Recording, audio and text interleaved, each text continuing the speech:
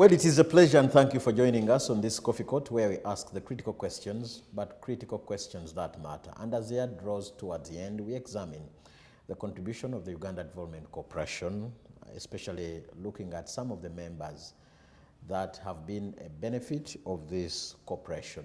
This time around, I speak to Mr. Matsiko Onesimus. He is an agronomist, but he's also the manager of Mabale growers when it comes to issues of tea growing. We examine the contribution of tea growing and the impact of UDC on their performance. Mr. Matsiko Onesimus, it's a pleasure and thank you for joining us. Thank you very much. You are an expert in the tea growing, but let's first and foremost talk about UDC, where you have moved, how you've moved with it. Thank you very much. UDC has two phases in its contribution to this economy. The first phase was before independence, where most of the government-owned businesses were under the docket of UDC. So talking about 1960s? Before 1960s. Oh. The history of tea, I can't divorce any talk from tea. Tea in Uganda was predominantly a plantation, large-scale plantation crop, 1930s, 40s, 50s. Ugandans were not deep into tea growing, and the largest tea plantation company today was set up by Uganda Development Corporation in the 1950s. Okay. That's how old UDC dates back into our industry. And then 1960s, when Uganda decided, after independence, when we decided to popularize tea growing among Ugandans in smallholder mode, again, a corporation was set up to promote tea growing among smallholder farmers. That was called Uganda Tea Growers Corporation. And again, that was a subsidiary of Uganda Development Corporation. Okay. So when we privatized as a country strategically, most of these companies were sold to investors, and the plantations were sold to foreign direct investors, while the tea factories serving smallholder farmers were sold to farmers themselves. And then government went out. Then the current UDC, I'm not an expert on UDC's history, but UDC was reconstituted, and then as a parental role, government of Uganda, through UDC again, has recently brought in a supportive hand into especially the smallholder-owned tea factory companies. So UDC in tea subsector in Uganda dates back before 1960s, all through to the present. Well, among the projects that Uganda Development Corporation supports are farmers that take their time to grow matters of tea. And I want to be exact. I've read statistics and I want to be exact on this. 40% of the tea that we consume, I want to pick the truth about that from you. 40% of Uganda's tea comes from the Toro sub-region. Sure. And the sub-region has two major segments. Plantations, I will tell you that the biggest tea plantations are located in the Toro sub-region. These are plantations owned by the Mukwano Group. These are plantations owned by MacLeod Russell Group, which is the largest tea plantation company in the world, based in India, but it has plantations in Uganda again. These are plantations owned by Toro and Mitiana Tea Company, which originally was under Mitchell Courts. So Toro sub-region, a combination of plantation tea companies and smallholder farmers contribute 40% of Uganda's tea production. I have also read that it is the second most consumed in the whole world. Is this also true statistics? You see, God created the most important things most affordable. So for example, air is the most important and it's totally free. Number two is water, and it's almost free. So I want to imagine that tea is the third most important item in life. So God made it affordable, and tea is the second most consumed beverage on earth. After water, it is also the second most affordable. And then I've also read, and I need to be sure, that it's the third largest foreign agricultural exchange earner. How true is also this, Mr. Onesimus? You will recall the 3 C's and 3 T's, which made the skeleton of our economy from the historical times. Tea is one of them. So from historical times until present, tea contributes, lies in the 3rd position on foreign exchange earnings from agricultural exports, number 1 being coffee, number 2 being fish. Fish has just appreciated, but tea used to be the 2nd after coffee. So once a while, maize comes up and then comes down, but tea is consistently in the top export foreign exchange earners for this country. And now that takes us to how many people grow the tea that you seem to be very passionate about in Uganda? We have, what we can be very certain about is the acreage. 45,000 hectares of tea is grown by Uganda by Ministry of Agriculture estimates of 2018. And between that, around 30,000 hectares are in the hands of smallholder farmers who are estimated to around 30 to 40,000, but employees, tea as a subsector, tea growing, employs about 80,000 direct employees, but up to around 1 million people in Uganda derive their livelihood directly from the tea value chain. Okay. About 1 million Ugandans have their livelihood controlled by this value chain.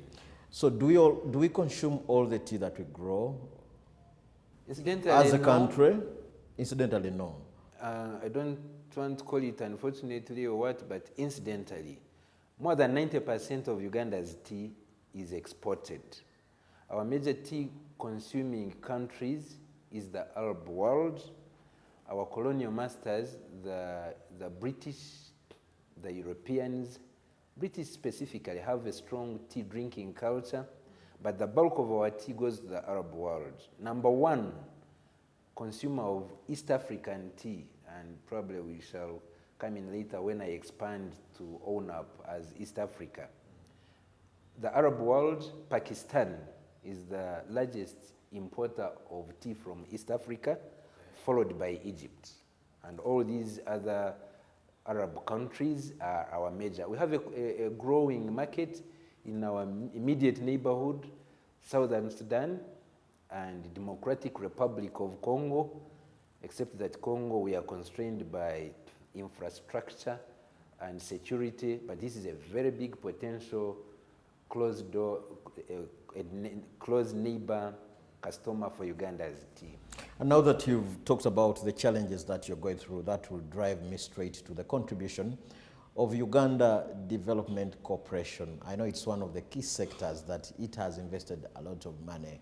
Let me now make a connection between the tea growing and then the contribution of UDC. Have you really felt their contribution?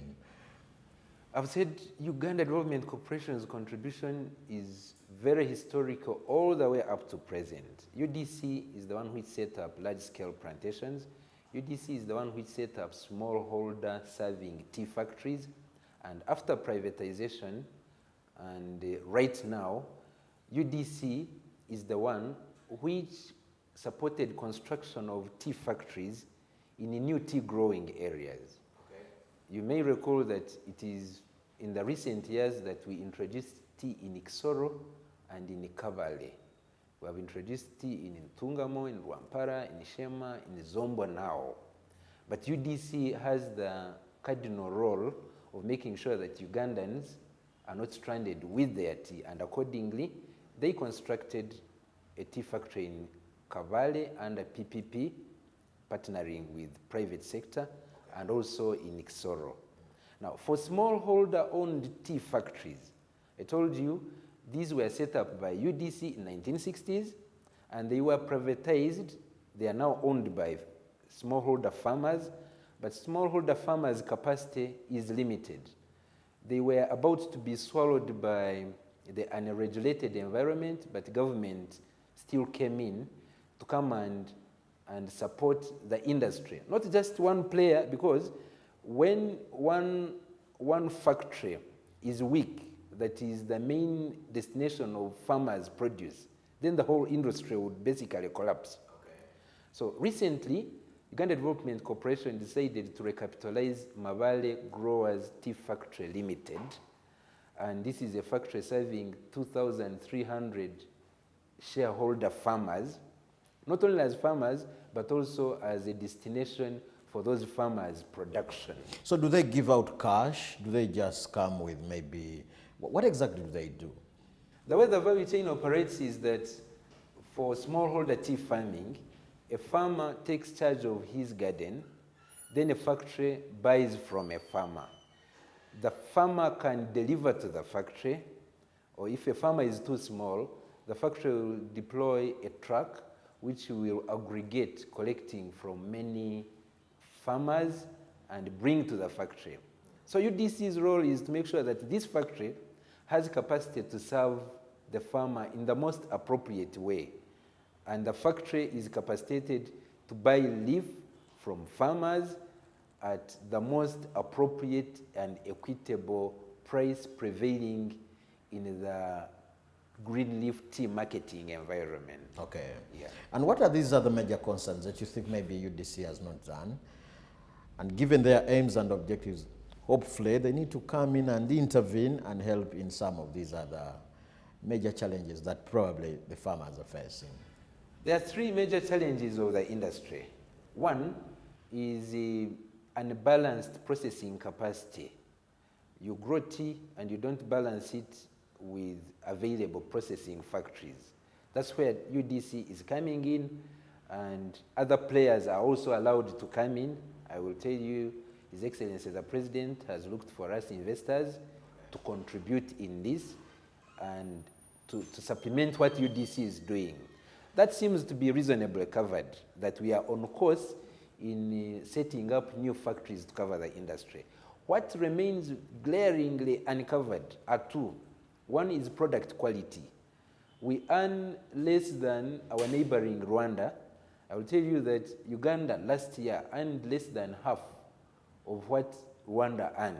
How much did we earn?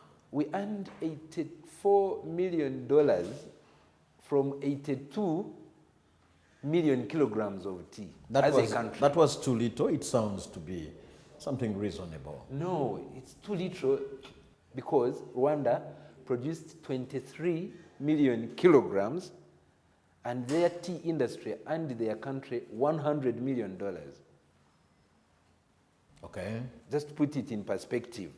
So we need, and the main driver is product quality. So the biggest challenge for our tea subsector is product quality.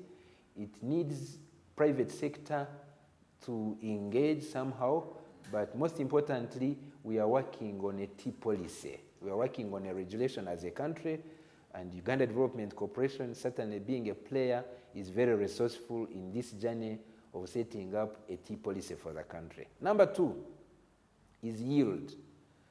Government has distributed seedlings to farmers free. For the last 20 years, Uganda's tea acreage has doubled. From what to what? From around 23,000 hectares, which we planted in 100 years. And in the next 20 years, under the current government, that 23,000 hectares has doubled to 45 acreage. Okay. But what a farmer is getting from a unit of the garden, a hectare to be exact, a hectare should be giving us about 4 tons of processed tea in a year. Okay. 2021, Uganda averaged 1.8 tons versus the potential of 4 tons. What is the main problem? Fertilizer. So we don't have enough fertilizer, or the fertilizer that we have is not good enough to facilitate tea growing in Uganda. There are two things. The latest, the current, is a world order, whereby the fertilizer prices have skyrocketed around the world. But even before then, our industry is not structured good enough to be able to afford a tea farmer fertilizer on credit. Who is to structure it? All of us. What do you mean by all of us? Taxi all of us drivers, vendors, and hawkers. When you say all of us, it all means of us may it mean is in the none hands of us, everybody. But tea multi-stakeholders. We have key stakeholders in tea. The tea processors, where UDC is playing, the tea farmers, the local government, the central government, Ministry of Agriculture, Ministry of Trade and Industry, Operation Wealth Creation, NADS.